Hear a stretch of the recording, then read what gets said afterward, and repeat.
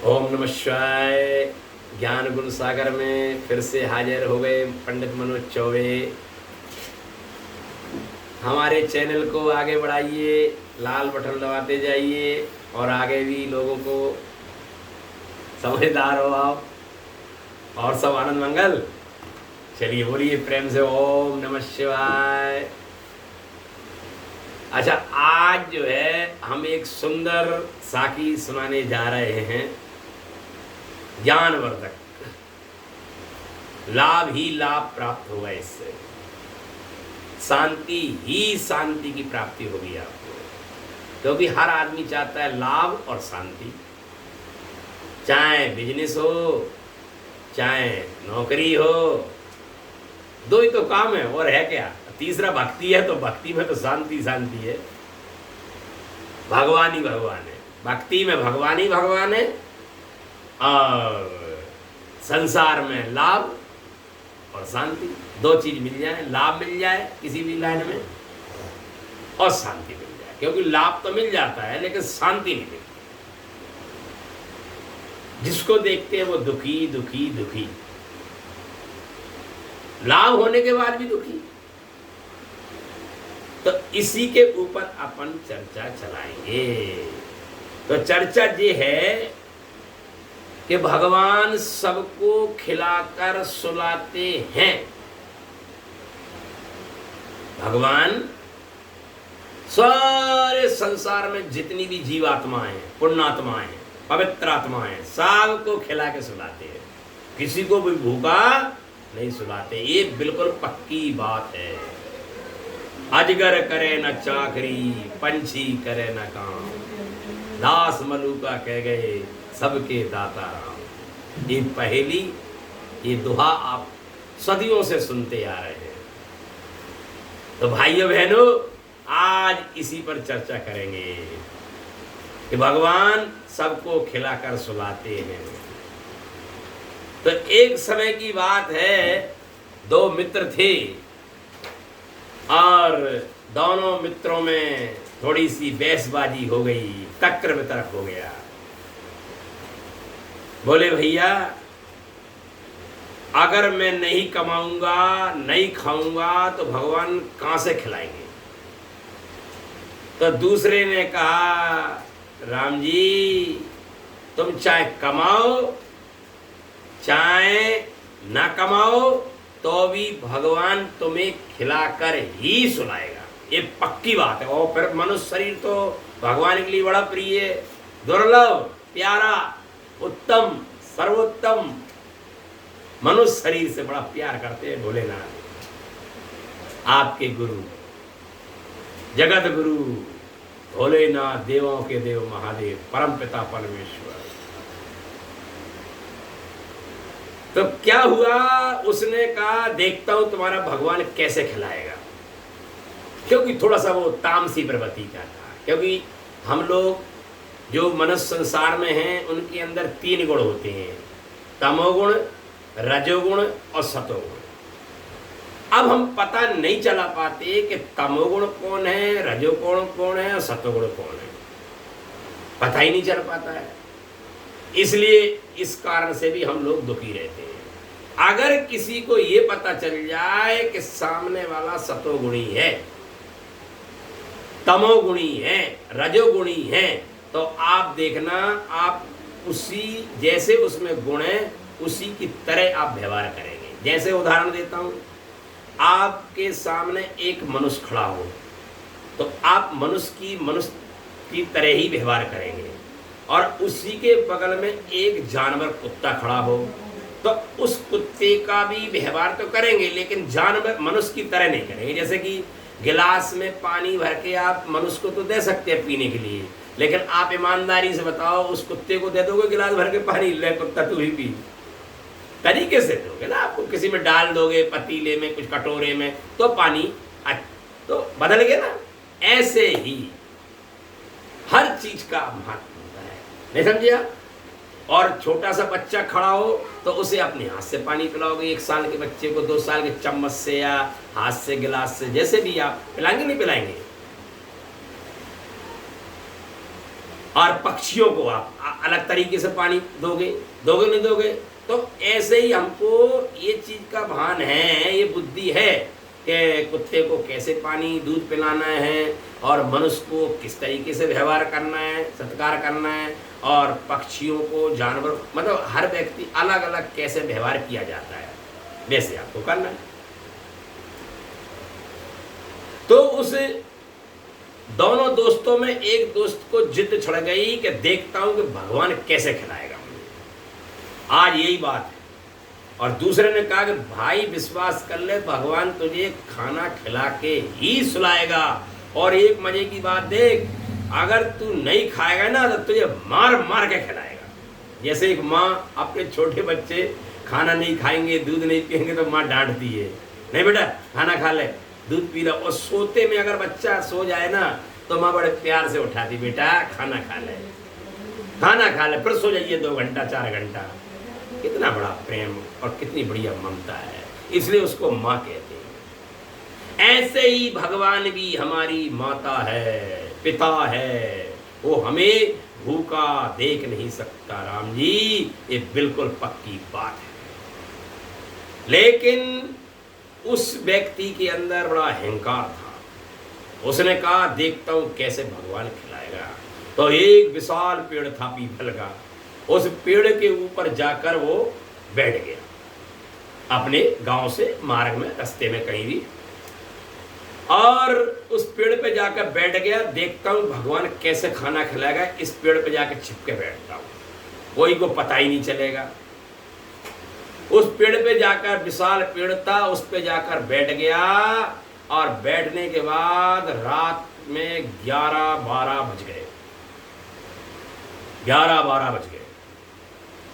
पत्नी ने ढूंढा, बच्चों ने ढूंढा, घर परिवार वालों ने, सब ने ढूंढा कि ये कहाँ चला गया, कहाँ चला गया, कहाँ चला गया। देखा कहीं दिखाई नहीं दिया। रात हो गई, सुबह हो गई, दोपहर हो गई, और भगवान की कृपा ऐसी रही कि जिस खेत में एक व्यक्ति किसान अपना खेती बो रहा था, और गांव में क्या होता है कि बहन बेटियां खाना, दोपहर का खाना, भोजन को लेके वहाँ पे जाती हैं, उसको अपन यहाँ पे सिटी में लंच बोलते हैं, लंच ब्रेकफास्ट, डिनर।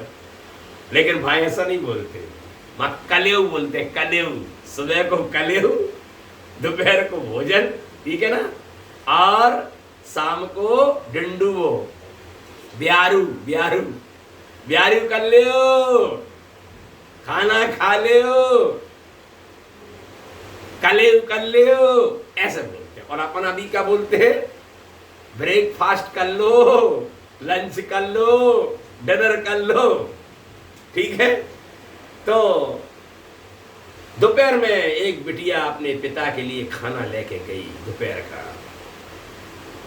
और खाना उस पीपल के पेड़ के पास में रखकर वो खाना खाता था उसका पिता बैठ के बढ़िया, और उसी पे वो व्यक्ति छिपा हुआ बैठा था उस पेड़ के ऊपर, किसी को दिखाई नहीं देता था। अब भूख तो भयंकर उसको लगी थी, लेकिन जिद थी, क्योंकि कहते रस्सी जल गई बन रही है, और चूहा उसके पेट में कूद नहीं रहते भयंकर। लेकिन उसने ठान रखी थी कि देखता हूं भगवान कैसे खाना खिलाएगा।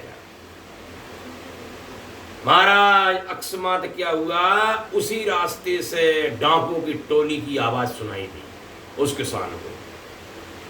तो वो खाना खाने बैठने जा ही रहा था, टिफिन खोलने जा ही रहा था, इतने में ही उसने जब सुनी आवाज तो वहां से भाग निकला, और खाना भाई के वहीं छोड़ गया। गरम गरम भोजन, बढ़िया सब्जी और रोटियां, पराठे, घी के, अचार, सब कुछ वहां पे रखा था। लेकिन खा न सका किसान, डर के मारे वहां से भागा। जान बची सो लाखों पाई, और वहां से भागा, लड़की को लेकर भागा गांव की तरफ। अब वो खाना जहाँ रखा था, और डाकुओं की टोली वहां से आई, तो उस पीपल के पेड़ के पास ही विश्राम करने के लिए वो ठहर गए। डाकुओं ने जब अपना स्थान वहीं चुन लिया कि नहीं आज बैठेंगे, आराम करेंगे, विश्राम करेंगे, 1-2 घंटे बाद फिर गांव में जाकर डकैती डालेंगे। तो भैया क्या होता है कि डाकुओं का जो सरदार था उसने देखा उस भोजन की तरफ, वो टिफिन रखा था खाने का, उसकी तरफ देखा कि यार भोजन तो गरम गरम है मालटाल और भूख भी लगी है यार, लेकिन करें क्या, नहीं समझा। तो डाकू बड़े होशियार होते हैं, बड़े समझदार होते हैं महाराज। तो उनमें कुछ डाकू समझदारों में से भी और समझदार होते हैं। तो किसी ने कहा कि राजा साहब डाकुओं के सरदार से कि खाना खाने से पहले महाराज थोड़ी समझदारी लीजिए आप, कहीं ऐसा तो नहीं है कि सरकार ने अपना इनाम रखने के लिए किसी किसान को लालच दिया होगा और बाने हमें जामे जहर डाल के मारने के लिए प्लान बनाया हो, और अगर ये खाना खा गए तो अपन सब मर जाएंगे। तो राजा तो खाए कौन, तो खाओ तो सब खाओ, नहीं तो कोई नहीं खाए। तो वहीं के वहीं रुक गए। तो राजा बाने जो डाकुओं का जो सरदार था उसने कहा डाकुओं से और अपने चेले चपाटों से, देखो ढूंढो यहाँ पे वो किसान यहीं छिपा होगा जो हमें सरकार को पकड़वाना चाहता है और इनाम भी प्राप्त करना चाहता है और हमें मानना भी चाहता है, ढूंढो उसको, आज बाकी जान नहीं बचेगी। तो जो चेले चपाटे डाकुओं के थे सबने इधर उधर झाड़ियों में इधर उधर देखा, वो कहीं कोई दिखाई नहीं दिया, सनसनी भी नहीं, पत्ता भी नहीं हिल रहा है। लेकिन अकस्मात जो डाकुओं का सरदार था उसकी निगाहें पीपल ऊपर पड़ी जहां पर वो जो बैठा था, जिद करे बैठा हुआ था कि देखता हूं खाना कैसे खिलाएगा भगवान। राजा ने, डाकुओं के राजा ने कहा कि बेटा इधर भरिया नीचे, तू हमें मारना चाह रहा है, यहाँ मतलब वर्दी बदल के तू पुलिस वाला है, तू कानून का रखवाला है, तू हमें मारना चाह रहा है, उधर नीचे आओ। आदि तो बाकी सांस पहले ही तो टूट गया था, चूहा दौड़ रहे थे बाकी पेट में। देखो भाई, भोजन मिल जाए कुछ ना मिले तो आदमी राजा हो जाता है, संतुष्ट हो जाता है, और भोजन ना मिले तो दुखी हो जाता है। नींद न जाने टूटी खाट नींद न जाने टूटी खाट, ठीक है, और भूख न जाने झूठो भात। झूठो भूखा आदमी झूठा भी खा जाता है राम जी, सूखी साकी। हाँ याद रखो महाराज, वो उतरने नाम ना दे। डाकुओं के सरदार ने कहा अगर तू नीचे नहीं उतरा तो गोली मार दूंगा। अब भाई डर के मारे तो आदमी अब जान से ही चला जाएगा हर बंदा, यार क्या किया जाए। तो जैसे तैसे वहां से उतरो तो थोड़ा सा तुम जानते ही हो वहां उधर से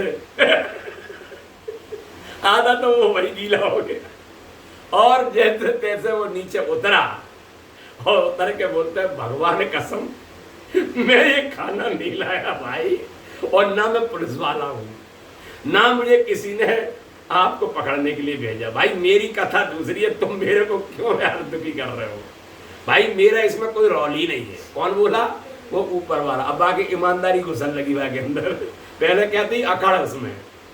लेकिन भाई डाकू तो डाकू होते हैं भाई, उनका नाम ही डाकू है।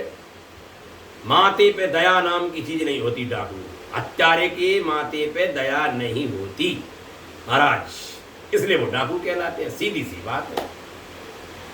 अब डाकुओं ने कहा कि चल कोई बात नहीं, लेकिन ये भोजन का पहले प्रसाद पहला कौर तू खाएगा क्या कौन खाएगा? वो जिसने कसम खा रखी थी कि मैं खाना नहीं खाऊंगा, चाहे भूखा मर जाऊंगा, खाना नहीं खाऊंगा पक्का, और देखता हूं कैसे तुम्हारा भगवान खिलाए वो। और बाकी दोस्त ने क्या कही थी कि बेटा भगवान खाना खिला के सुलाता है और नहीं तो ठूस ठूस के खिलाता है, मार मार के खिलाता है। भगवान जी हैं, किसी को भूखा नहीं सुलाता, ये बात पक्की है। महाराज डाकुओं के सरदार ने कहा कि एक काम करो जी, ऐसे तो मानने को नहीं, इसको थोड़ा फुटबॉल बनाओ तो दे बंदूक की मुंदे और दे लप्पा, दे भूसा, दे मार, भाई फुटबॉल बना था मार मार के, बोले खा इस खाने को। अब वो खाए नहीं, फिर वहाँ के अंदर जिद भरी थी, भाई मैं खाना कैसे खा लूंगा, भाई मैंने तो कहा था कि मैं भगवान मुझे खाना खिलाएगा, देखता हूँ तुम्हारा भगवान कैसे खाना खिलाएगा। अब उसके अंदर यही भरा पड़ा। उनने कहा कि अगर अब नहीं खाया तो अब तेरे सीधे गोली सिर में पड़ेगी पक्का। अब वो डर के मारे भटाभट खाने लगो। पहले तो खूब मारा उसको, अब मार मार के ठुसा ठुसा के खिलाओ, ठुसा ठुसा के। और महाराज जहर तो उसमें था ही नहीं, आप जानते हो, समझदार हो। और जब वो खाना खा के अपने घर गया भाई, और वही मित्र उसको मिला, उसने कहा क्या हाल है भाई तेरे?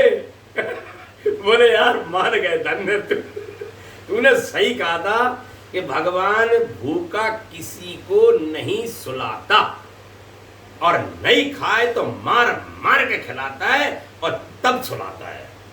तो भाइयों बहनों घबराइए नहीं, आपको भगवान कभी भूखा नहीं सुनाएगा। इस कहानी से हमें ये शिक्षा लेनी चाहिए, भगवान पर पूरा भरोसा कीजिए आप। जैसे एक बच्चा अपनी माँ पर पूरा भरोसा करता है, छोटा बच्चा पूरा, ऐसे ही आपको भगवान पर पूरा भरोसा करना चाहिए, अपनी भक्ति पर, अपने धर्म पर, आप जो कर्म करते हैं उस पर। ठीक है भाइयों बहनों, ओम नमः शिवाय। आगे लाल बटन दबाते जाओ और नंबर हमारा आपके पास आ ही रहा है, संपर्क करें। शुभ लाभ।